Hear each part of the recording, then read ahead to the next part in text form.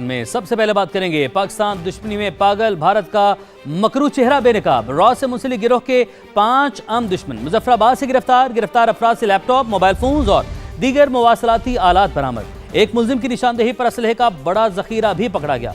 दुश्मन खुफिया एजेंसी के साथ मशकूक रवाबित और हसास नोयत के मवाद का इंकशाफ भी हुआ है। इस्लामाबाद से रिपोर्ट देखिए सुमेरा खान की।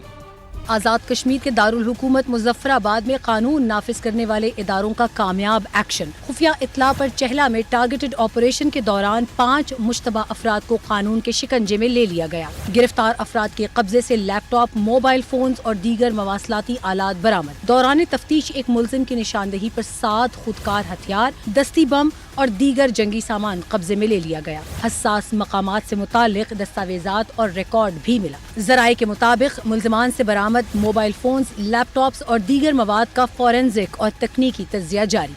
तफ्तीशकार मुमकिना सहूलतकारों, माली मुआवनत के जराये और वसी नेटवर्क की छानबीन कर रहे हैं। कानून नाफिज करने वाले इदारों की बरवक्त कार्रवाई से हसास तंसीबात और अवामी सलामती को मुमकिना खतरे से महफूज बनाया गया। सिक्योरिटी जराये का कहना है कि कौमी सलामती, अमन आमा और कौमी मफादात के खिलाफ किसी सरगर्मी को हरगिज बर्दाश्त नहीं किया जाएगा। रियासत खिलाफ सरगर्मियों में मुलव्विस अनासिर के खिलाफ कानून के मुताबिक सख्त कार्रवाई अमल में लाई जाएगी। अवाम से अपील की गई है कि मशकूक सरगर्मियों की फौरी इत्तला मुताल्लिका इदारों को दें। कानून नाफिज करने वाले इदारे तमाम पहलुओं से तहकीकात जारी रखे हुए हैं। सुमेरा खान, समा, इस्लाम।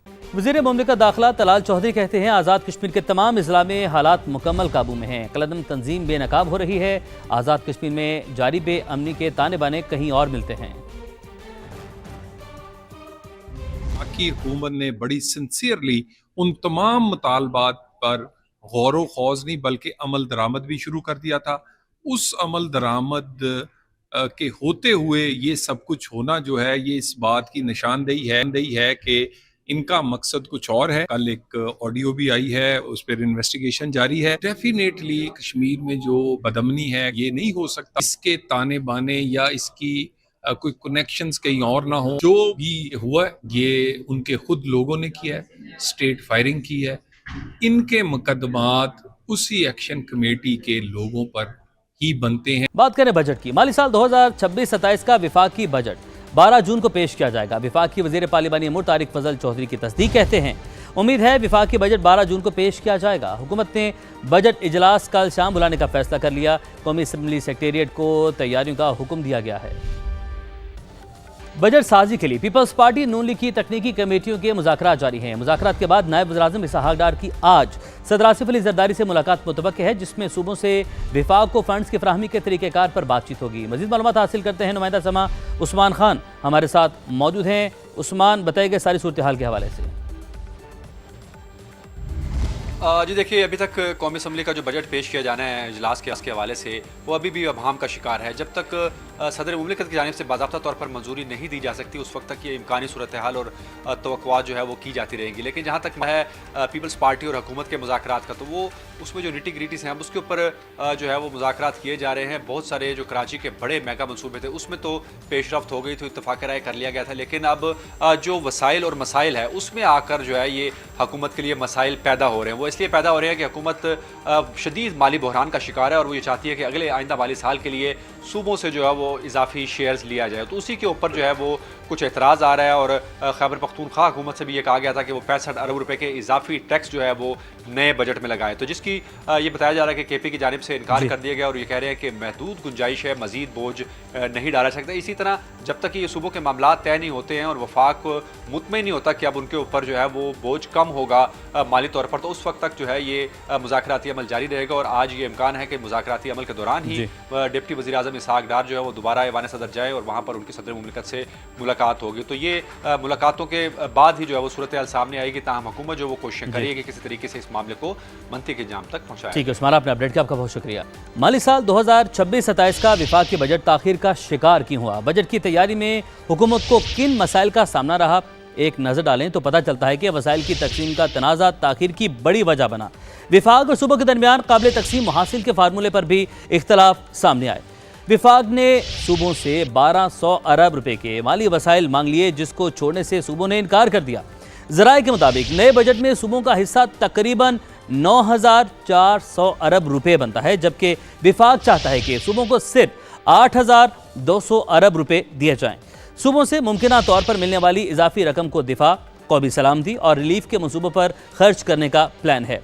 विफाक ने पंजाब से 650, सिंध से 300, खैबर पख्तूनख्वा से 180 और बलूचिस्तान से 110 अरब रुपए के हिस्से छोड़ने का तकाजा किया है। विफाक को इस इजाफी रकम के हसूल के लिए कानून साजी के जरिए NFC में तब्दीली या सूबों को राजी करना होगा। तो ये तो है अब मामलात मसाइल के। और बजट से पहले विफाकी मुलाजमीन की तंजीम एक बार फिर से मैदान में आ गई है। पाक सेक्रेटेरिएट में एहतजाज करते हुए तनख्वाहें बढ़ाने और पेंशन में 100% इजाफे का मुतालबा कर दिया। बजट के दिन भी एहतजाज का ऐलान किया गया। मुल्क भर से सरकारी मुलाजमीन को एहतजाज में शिरकत की दावत दे दी। इस पर रिपोर्ट करेंगे उमरा से। बजट से पहले ही सरकारी मुलाजमीन अपने मुतालबात सामने ले आए। All government employees grand alliance का सेक्रेटेरिएट में क्यू ब्लॉक के सामने अलामती एहतजाज। 13 नुकाती चार्टर ऑफ डिमांड भी सामने ले आए।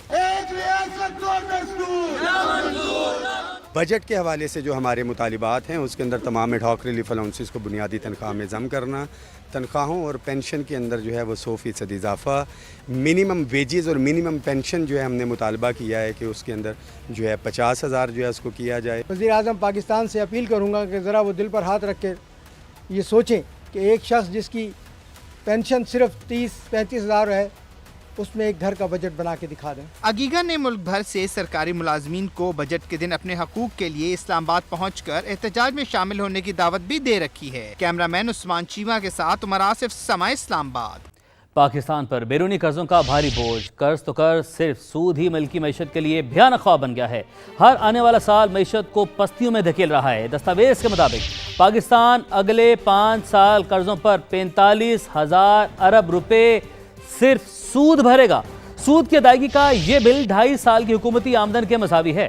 टैक्स और नॉन टैक्स रेवेन्यू की सूरत आवाम की जेबें खाली करने के साथ नए कर्ज लेकर भारी सूद की अदायगी की जाएगी।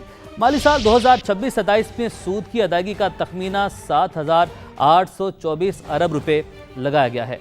2027-28 में ये बोझ बढ़कर 8,273 अरब और 2028-29 में 8,681 अरब तक पहुंच जाएगा। मार्च 2026 तक बैरूनी कर्जों और वाजबात का हजम 104 अरब डॉलर से तजावुज कर चुका है, जिसकी कदर पाकिस्तानी रुपए में 97,000 अरब बनती है। दीगर खबरें शामिल करते हैं। आपको बताएं, इलेक्शन कमीशन गिलगित बल्तिस्तान ने 5 हलकों के नताइज को रोक दिया।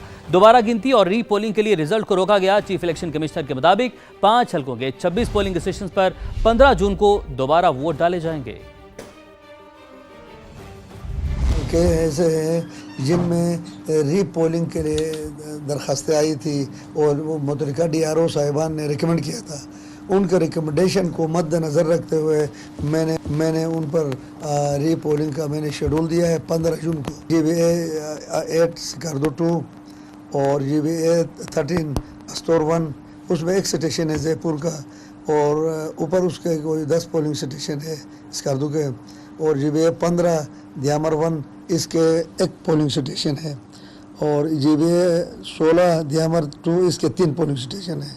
GBA 17 दियामर 3 इसके 11 पोलिंग स्टेशन है। दूसरा जो है 18 इसमें रिकाउंटिंग का वो किया है। बस ये टोटल ये बाकी रिजल्ट कंप्लीट